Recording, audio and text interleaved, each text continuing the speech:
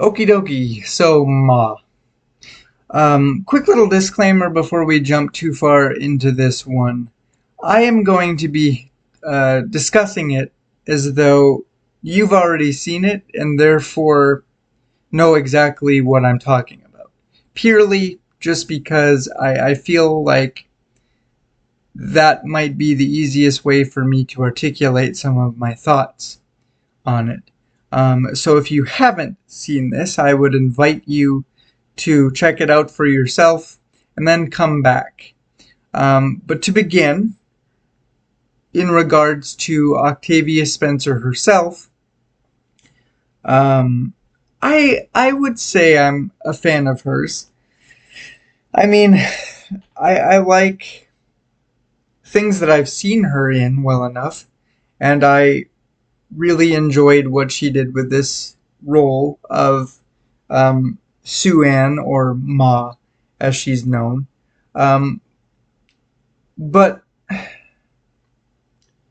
with that being said, I don't particularly like this character, which is to say that this isn't a typical scenario where we have a person who is likable, very easy to love, appears, relatively harmless at first glance, um, but gradually devolves into the person that they always were. Now, they try that, they play around with the idea, but in my opinion, she starts displaying some pretty peculiar behaviors that, I guess for lack of a better phrase, kill that whole idea for me fairly on in the movie. Um, and this is totally unrelated, uh, but there is a particular section of this movie that stands out in my mind. And it's, primarily me probably overthinking, probably just messing around, being funny mostly, but um, it's the it's the section where her house has become kind of the it party spot for all the kids. It feels like the entire high school's there, and she's doing her best to kind of get out there and socialize and mingle around a little bit. And she has this interaction with one of the dudes where she says some things that a woman her age probably shouldn't be saying to a high school student, if you catch my drift. And it's around this time that they start hitting you with all the flashbacks to really drive home the core point that she was not the popular girl of her day, and this is her first opportunity to genuinely experience some of that. Which, up to this point, I was already kind of leaning that way. I certainly had my inclinations, but it hit me a little bit funny, or my interpretation of that whole thing was that, the movie is desperately trying to steer your mind in a specific direction so that you don't get the wrong impression or misinterpret that whole situation and think things about the character that you're not meant to think. But I don't know, it just kind of struck me. How they go about it just kind of stood out to me as being slightly humorous, like they tried to be sneaky about it, but they very obviously weren't. At least to me, I don't know. But here's the deal, right?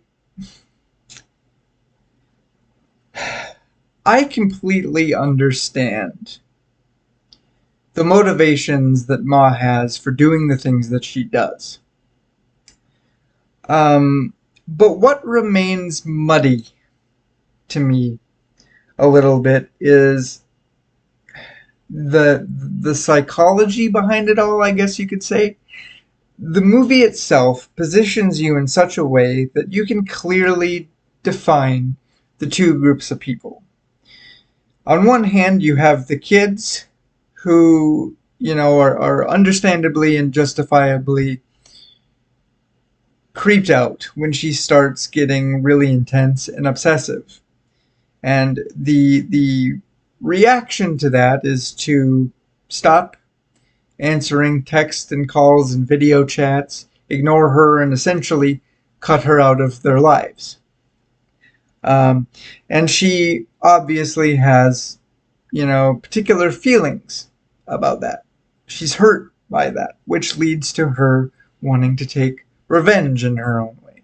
And then on the other hand, you have the adults who were all a part of this extremely traumatic event within her high school experience. Thus, she wants revenge on them.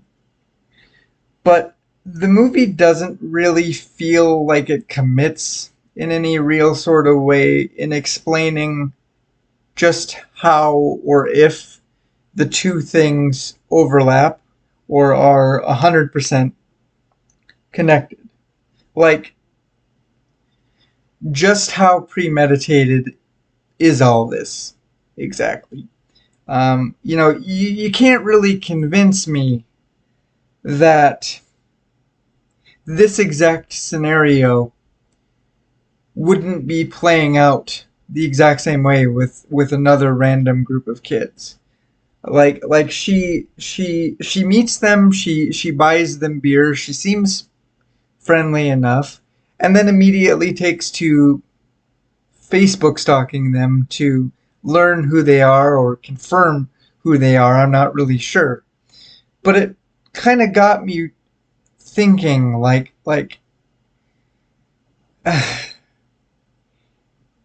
is her befriending them or inserting herself into their lives to the degree that she does a form of payback um, to the adults, or at the very least a way to lure them closer to her so she can do her grandmaster plan or whatever. um,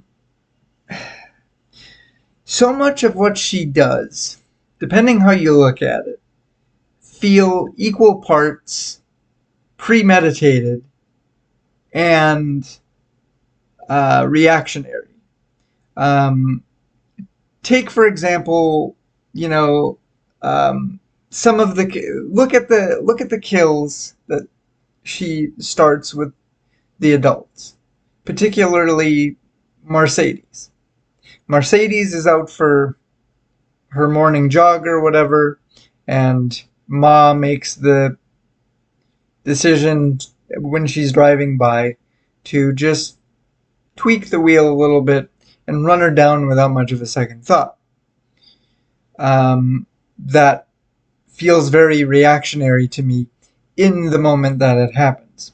And then we look at Ben, who is one of the dads. Mercedes' husband or F buddy. I don't really remember specifically what's happening between them. But he goes to Ma's door to confront her on some of her behaviors and weird things that are happening around them at the time. And Ma rapidly sedates him, disposes of him, and that in itself feels very much like a knee-jerk reaction, sort of like this, he's asking questions, he knows too much, I'm busted and must now do something about it.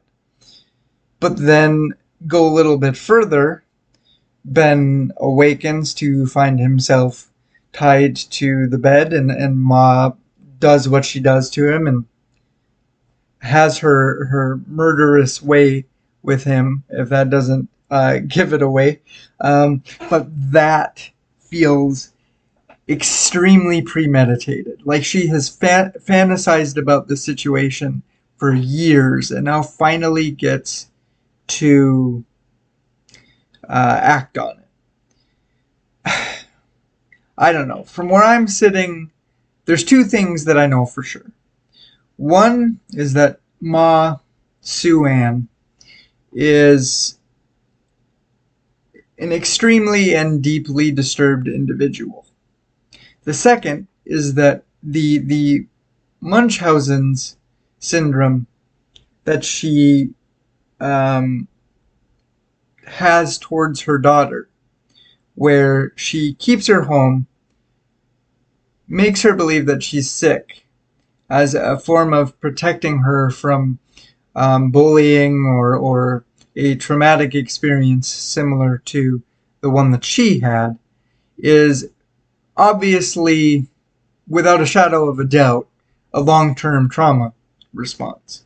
And maybe within regards to whether or not it's a spur of the moment thing or it's extremely premeditated. Maybe it's a little bit of both.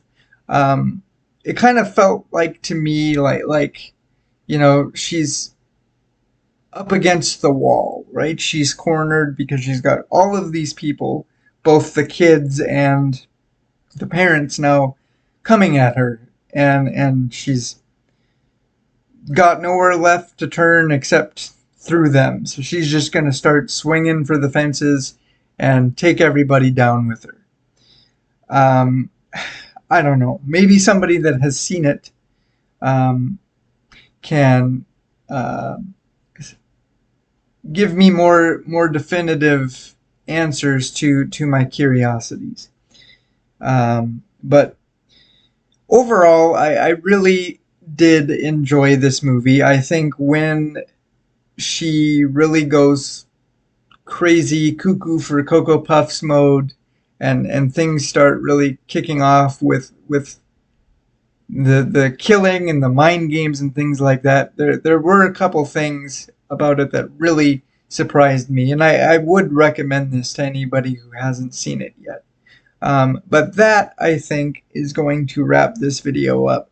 So as always, guys, thanks for watching. Take care of yourselves, and we'll catch you in the next one.